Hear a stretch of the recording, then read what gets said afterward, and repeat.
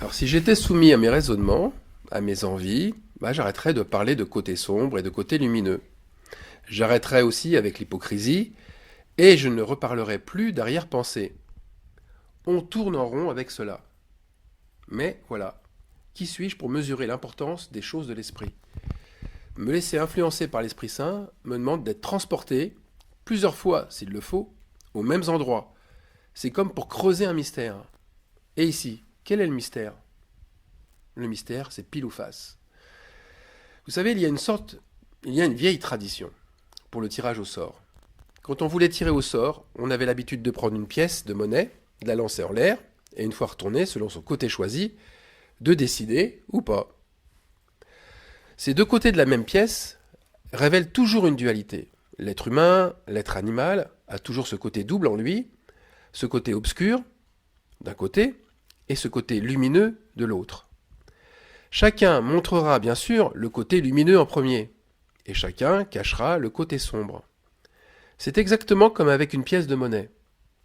Par convention, le côté pile indique le côté de la valeur de la pièce. C'est le côté propre, le beau côté de la personne, ou les belles choses qu'elle montre et qu'elle a faites. Elle cherchera tout le temps à vous montrer ce qui l'avantage pour rehausser son image, pour rehausser son honneur et augmenter sa valeur. Cette intention est inconsciente, c'est vrai, mais elle est bien réelle. Maintenant, le côté face de la pièce, c'est le côté retourné. Il n'indique aucune valeur, il est resté face cachée puisque sa face est retournée vers le sol. Ce côté face représente le plus souvent, sur la pièce, le visage de profil d'une personne ou une image humaine. Ce côté face, visage caché, tenue secret, c'est bien évidemment le côté noir des choses. Mais avec les euros, le côté face est devenu un symbole de l'identité du pays européen. Avec la personnalité humaine, la similitude est frappante. Il y a un côté qui révèle la vraie identité de la personne. Voilà la règle. Ce qui est sûr, c'est que plus sale et sombre sera la face cachée, plus rutilante et belle sera la face montrée. C'est pas une règle avec des cas contraires, c'est une loi universelle. Et personne ne déroge à la règle. Premier exemple, 2 Chroniques 9, 22, le roi Salomon. Le roi Salomon, plus fort de sa noirceur, était considéré comme l'homme le plus influent de la terre. Le roi Salomon surpassa tous les rois de la terre par sa richesse et sa sagesse. Verset 22. Verset 23. Tous les rois de la terre cherchaient à le rencontrer pour se mettre à l'écoute de la sagesse que Dieu lui avait donnée. On lit maintenant 1 roi 11, versets 6 à 8. Salomon fit ce qui est mal aux yeux d'Éternel, et il ne suivit point pleinement l'Éternel, comme David son père. Alors Salomon bâtit sur la montagne, qui est en face de Jérusalem, un haut lieu pour Kémosh, l'abomination de Moab, et pour Moloch, l'abomination des fils d'Ammon. Et il fit ainsi pour toutes ces femmes étrangères qui offraient des parfums et des sacrifices à leurs dieux. On le voit bien ici, Salomon préféra plaire à ses nombreuses femmes concubines qu'à Dieu. Plus près de nous maintenant, qui n'a jamais entendu parler du célèbre parrain de la mafia colombienne, Pablo Escobar? Un homme, père de famille, attentionné, un vrai papa poule, se mettant en quatre pour ses enfants, très pieux de réputation, qui est parti de rien et qui a accumulé une fortune estimée à plus de 30 milliards de dollars. C'était la 7e fortune mondiale. Il avait proposé de racheter la dette de son pays, la Colombie. Un homme d'une si grande générosité qu'il était surnommé Robin des Bois. Il est bien que décédé, toujours aussi idolâtré, et même plus qu'un pape. Parce qu'il aurait dépensé une grande partie de sa fortune dans la construction et le financement de nombreuses églises, de routes, d'écoles, d'hôpitaux.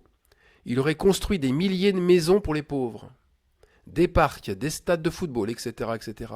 Ça, c'est pour la partie pile de la pièce, cette partie impressionnante. La partie face maintenant. Un des plus grands criminels des années 70 à 90.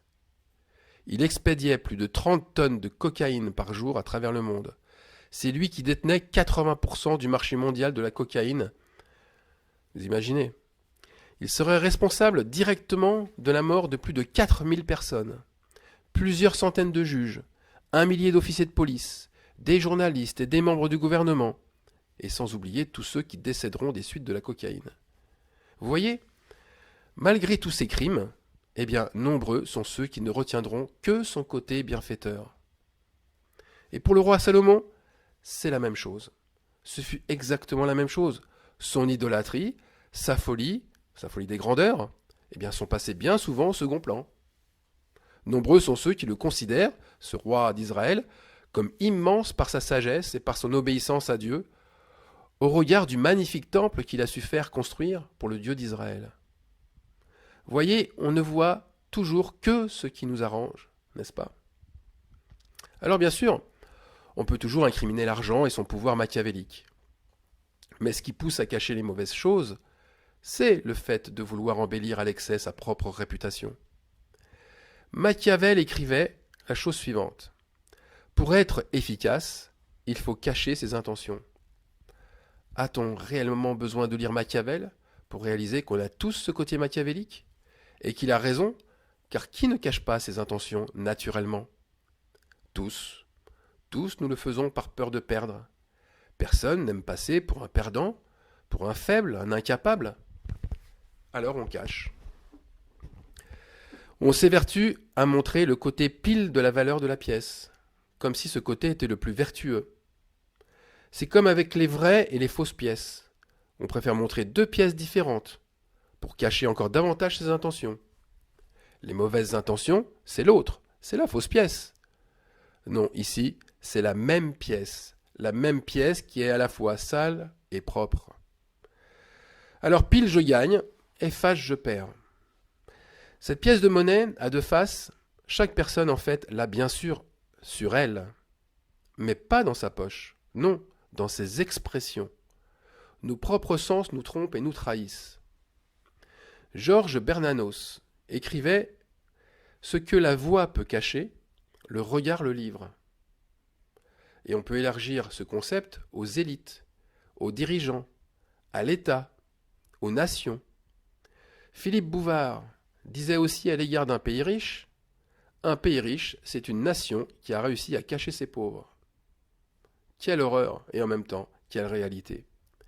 La nation, le chef, l'individu, le croyant, son âme, ses cellules vivantes, elles interagissent toutes constamment avec cette intention masquée, avec cette noirceur retournée face contre sol. Si on analyse les films, comme les livres, comme les romans, les livres historiques, les polars, les récits dramatiques, même les contes pour enfants, ils tournent tous autour de la même intention, montrer la face qui a été cachée, ou montrer ce qui n'aurait pas dû se voir. Quant aux milieux qui rendent un culte à Dieu, ils aiment extérioriser à outrance leur bénédiction comme un signe extérieur de sainteté. Par exemple, regardons la pièce de monnaie de l'espérance. Côté pile, l'espérance vous est enseignée comme un espoir, un but à atteindre. Côté face, c'est dans le but de vous faire pratiquer sans cesse de bonnes œuvres envers l'institution, d'enrichir son patrimoine. Ou alors à l'inverse, l'espérance est enseignée comme une chose déjà acquise par votre conversion. Mais côté face, cela va vous enchaîner à la religion, sans qui cette espérance serait vaine. Pourtant, quel pied de nez! Quel pied de nez puisque cette face cachée de la pièce de monnaie se dévoile de façon spectaculaire actuellement. Et là, sous nos yeux. C'est devenu presque un phénomène d'attraction. La pièce retombe à chaque fois du côté face. Et face, je perds. Ce n'est pas la faute à pas de chance. La chance ou la malchance n'a rien à voir ici. Il faut que chacun se rende à l'évidence. Il y a quelqu'un qui a un pouvoir redoutable et il retourne toutes les pièces les unes après les autres et avec une grande dextérité, une vitesse sans égale. Toutes les faces cachées se dévoilent. Pourquoi ? Les hommes ont-ils enfin soif de justice et de vérité ? Rien de tout cela. Rien de tout cela. Ce n'est pas une volonté humaine qui est derrière ce dévoilement, c'est la volonté de Dieu. On va lire Jean, chapitre 2, verset 15. Jésus, dans le temple de Jérusalem, ayant un fouet, il a fait un fouet avec des cordes, il les chassa tous du temple, ainsi que les brebis et les bœufs, il dispersa la monnaie des changeurs. Le mot grec ici employé pour disperser, c'est ekeo. Ça veut dire qu'il retourna les pièces de monnaie, mais d'une certaine manière, comme on coupe, comme on verse une coupe, comme on fait couler le liquide d'une coupe. Et Jésus renversa les tables. Alors, qu'est-ce que Jésus cherche à nous montrer, qu'est-ce que le Seigneur cherche à nous montrer par cette violence? Eh bien que notre justice, à nous les humains, elle ne fait que montrer le côté noir de la pièce. Elle ne le détruit pas. Notre justice ne règle rien. Non seulement le côté noir demeure, mais plus, il grossit anormalement, comme une tumeur, ce qui n'amènera que la guerre et la destruction. Voilà les effets de la pièce de monnaie. Cette pièce qui est sale, retournée, et qui est maintenant devenue visible en de millions d'exemplaires. Eh bien, on verra le vrai mobile des actes, les stratagèmes, une fois l'image de façade brisée.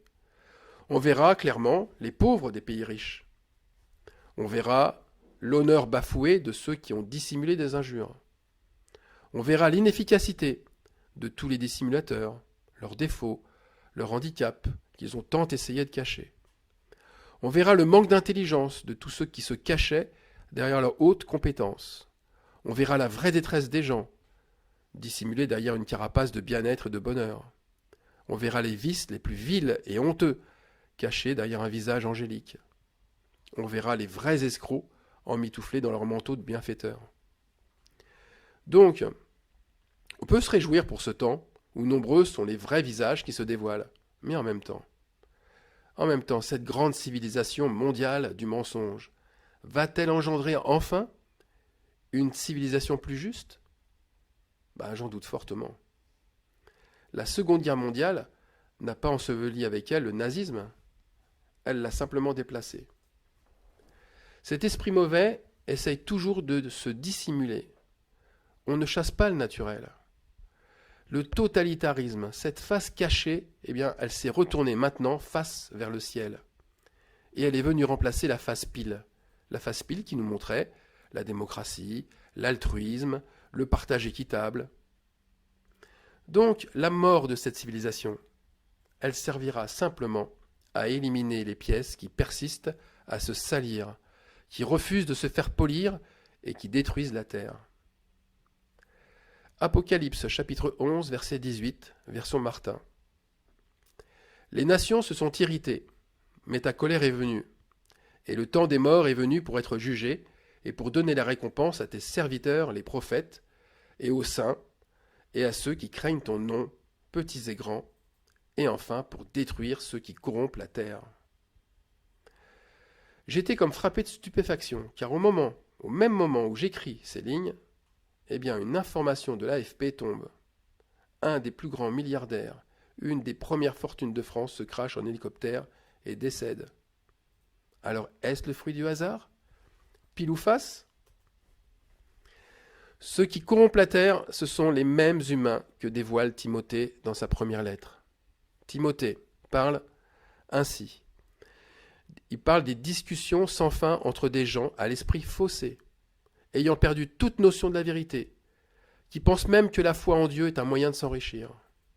Version Bible français courant. La pièce de monnaie, elle dévoile encore, pile la piété, la foi en Dieu, et face la source de gain et d'enrichissement. Vous voyez, je ne parle pas de chrétiens, de juifs, de païens, de cultes meilleurs qu'un autre, je parle de pièces de monnaie. Car d'abord, la piété est devenue une question d'argent, de monnaie. Ensuite, parce que toutes les pièces se ressemblent. Comme aujourd'hui, toutes les religions ont tous, ou tous les croyants d'ailleurs, se ressemblent. Ils se ressemblent dans le sens où toutes ces pièces ont toute une face visible et une face cachée. Alors que celui ou celle qui est saint, elle devrait montrer la même face, qu'elle soit visible ou retournée. C'est la pièce à face unique qui plaît à notre Dieu. Cette pièce, elle montre le vrai sacrificateur.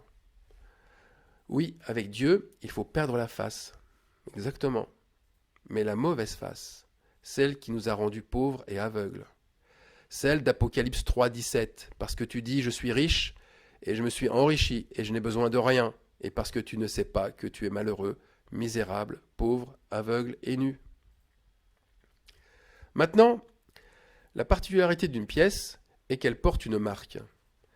Et notre Dieu ne dit pas que l'on reconnaîtra le juste par le nom de son Dieu, ni par sa croyance, ni par son culte, ni par son niveau de piété, mais par sa marque, par son sceau, par son appartenance. On ne peut servir Dieu et Mammon. On ne peut avoir un côté pile, la face de Dieu, et un côté face, la face Mammon. Une pièce double, double face, n'a aucune valeur pour Dieu, car cette double face, c'est la marque de la bête. 666, c'est un poids d'or dans la Bible. C'est environ 22 tonnes d'or. Et ça, c'est le poids d'or que recevait chaque année le roi Salomon par des taxes, par des paiements obligatoires. Alors Dieu lance les pièces de monnaie. C'est vrai, il les disperse comme Jésus dispersait la monnaie des changeurs dans le temple de Jérusalem. Et souvent, la pièce, lorsque vous la lancez, elle roule sur son tranchant avant de tomber côté pile ou côté face. Eh bien, ce moment où elle roule, ce moment correspond à cette frontière d'Israël où Dieu nous prévient du jugement, ce fameux nombre 19. Relisez le passage d'Ézéchiel, chapitre 11, verset 11. « Et n'attendez pas que la pièce tombe du mauvais côté et dévoile le mal caché dissimulé.